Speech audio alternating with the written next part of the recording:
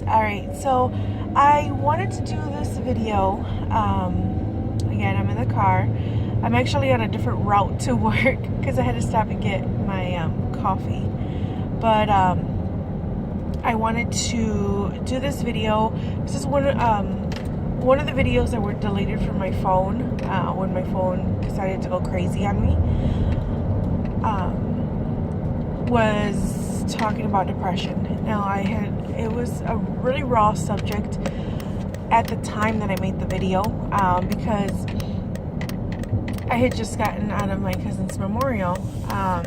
She committed suicide in August 24th, and we had her memorial on September 11th. So everything was really fresh. And I just turned on the camera and I was talking for like 20 minutes. So I'm just gonna, on the way to work, I figured I'm just gonna turn on the camera, just talk a little bit, just talk about this one aspect of my life that's like a huge chunk of my life. I don't think I've ever shared it on my channel, or maybe I briefly touched on it. But I suffered from depression, and I still do from time to time.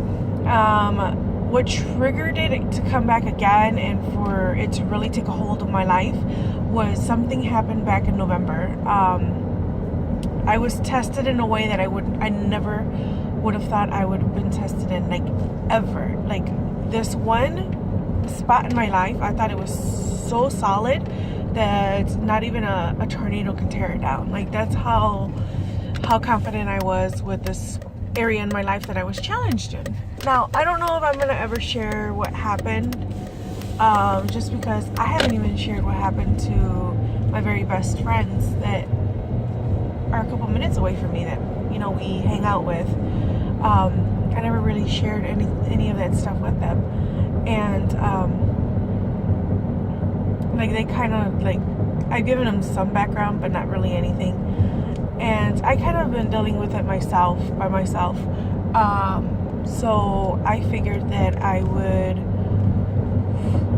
just talk about it because I know everybody at one point or another time in their life will be going through or have gone through some type of depression. Me, it all started after my first miscarriage. It was the hardest thing in my life. I never thought that that could happen to me. Here we were, we got married in 2004, we eloped, and my husband and I moved in together 5 days later, because I was living at my mom's house. We told my parents actually the next day, and they didn't let me go with him because he was still staying with a friend, like with a couple. And mom didn't want that for me, so she wanted us to have our own apartment, which I rather would have moved in with him or had him move in with us just for like a couple months so we can find something we really liked. But we ended up getting an apartment real quick, and we tried to get pregnant all year long. Then on April 30th, 2005, Minnie and I my mom and dad threw a wedding, and we got married in church because when we first got married, we eloped in the courthouse. I don't know why I'm coming this way because that stoplight over there takes forever. Let me see what time is it. Sorry guys, I got 15 minutes. I'm good. At our 1 year anniversary, we got married at church. And that day came, and I started like having this, like, I just had to pee every few minutes, and I know TMI, but I just had to go to the bathroom every few minutes, you know, like every 45 minutes, every 30 minutes, whatever.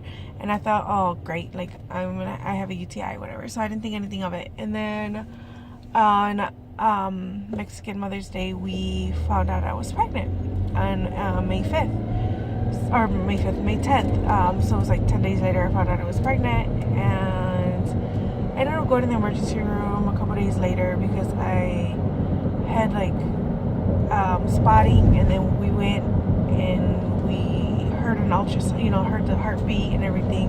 Everything went good. June came around and it was time for me to have my appointment, and they wanted to like see where they could, you know, where do an ultrasound just to see where I was like measuring at. And then the doctor said they couldn't find a heartbeat, and then or the ultrasound tech so they couldn't find a heartbeat, had me go upstairs, speak to my doctor, and like I had a DNC the next day or two, and then my second miscarriage came, and this one tore me to shreds, because I was always told, like, you get pregnant again, it's not going to happen again, it's rare, it's like 1 in 150,000 pregnancies, and little did I know that it was not the case for me, it would happen again. So that time it was an emergency DNC that I had to have, because I was hemorrhaging. I didn't know I was, you know, I knew, but I didn't know I was pregnant. Like, I had a feeling. And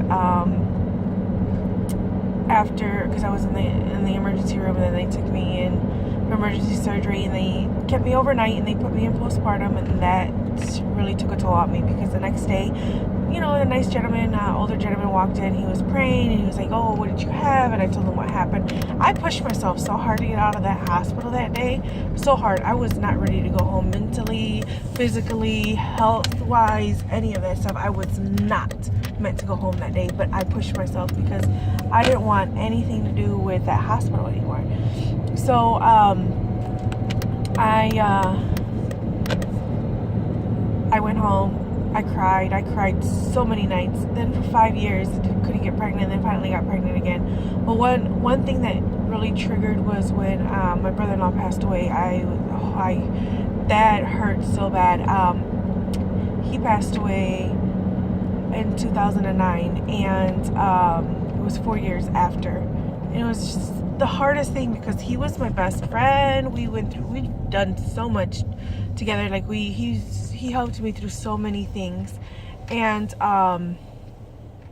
so yeah, going through that without him, a year after his death, I kind of changed away my aspects, because after the second miscarriage, I like stopped going to church. I was so depressive. Like, I went through so much.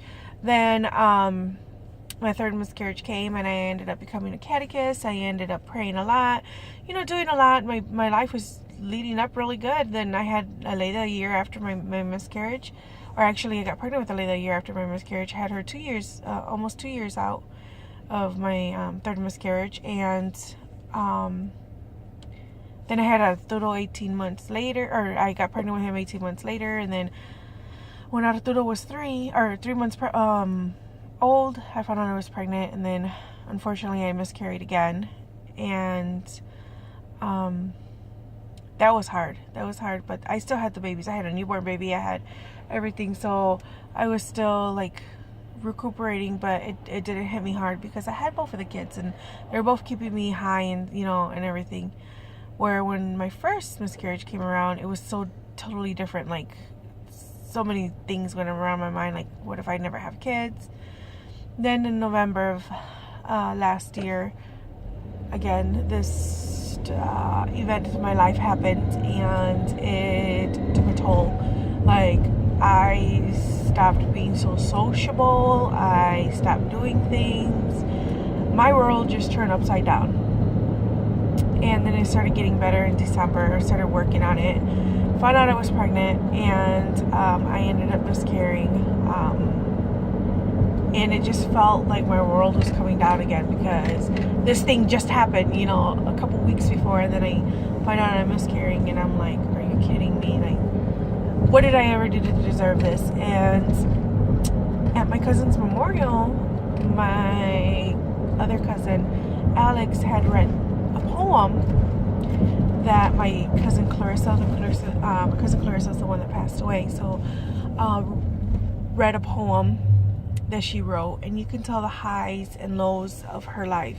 You can tell when she was high, when she had low points. It was one of those things. It was an eye-opener, and that's why I did that video on the way home, because I wanted to reach out to somebody, even though you're going through something, you know, I'm gonna be the first person to say I'm never gonna tell you to suck it up or anything like that, because we all go through our own things. We all have our own ways to dealing with things, and my way of dealing with something isn't probably the same as somebody next to me. And when I went through my dark phases in my life, it was really hard. It was honestly the hardest thing I've ever done, because I did it by myself. Well, I'm never gonna tell you, I'm never gonna tell somebody next to me to suck it up, because, you know, these things have happened in my life, different times in my life, and they affected me dearly, and they still affect me dearly to this day. I am 30 years old, and I never thought in my life that I would have gone through so many things that I've gone through. And I want to let you know, if you're going through this, or if you know somebody who's going through this, just give them a hug. Like, maybe they don't want to talk about it, because I didn't want to talk about it. Maybe they don't want to, you know, maybe they don't want to deal with it right away with someone, because I didn't want to deal with it right away with anybody. I just wanted to deal with myself and kind of find out for myself. But please, like, lend you know, an ear, lend a shoulder to cry on. That's one of the biggest things. Like, I start thinking, why could I deal with it by myself, but my cousin couldn't? What did she not see in herself? She was the perfect person. Like, she was just perfect, you know, and everybody's perfect, and she was just perfect, and I loved her so dear, and I love her so much. And why can one person see only minimal, and, you know, and everybody else can see the best in you know, in someone? And that's what hurts, because I think of all those, anyone around me that has ever committed suicide or ever gone through depression.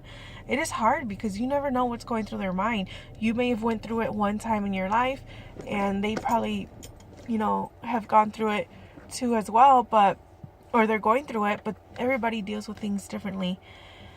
So I just wanted to do this video real quick. I'm at work now. I need to hurry up and get inside, because I got like 6 minutes. My desk is like literally by the door almost. It's only like a 2-minute walk, but I like to get settled in before I have to clock in. So guys, I'll talk to you guys later. I'm gonna go out to lunch. Maybe I'll just sit in the car and vlog a little bit and catch you guys up on other things. But I wanted to let everyone out there know that's going through depression, or has ever gone through it, that you're not alone. Just please reach out to someone. If you ever have any feelings or anything like that, please reach out to someone, because I'm going to tell you, that hurt that's left behind, that empty spot that's left behind in someone's life, it doesn't go away, and it just highlights and heightens in their life, because you never know, someone that's right next to you that you love near and dear might be going through some type of depression, might be going through something, and then with, you know, a big aspect of like suicide or something happens like that, it'll tear them to shreds, and it's hard. And I don't know, please reach out to whoever you need to reach out to. If you ever need to talk to someone, you can always message me. My email is down below. You can always message me. If you don't want to comment, you know, put it in the comments or anything like that. But alright guys, I gotta go, because it's almost 9:30 and it's time to clock in. Alright guys, bye.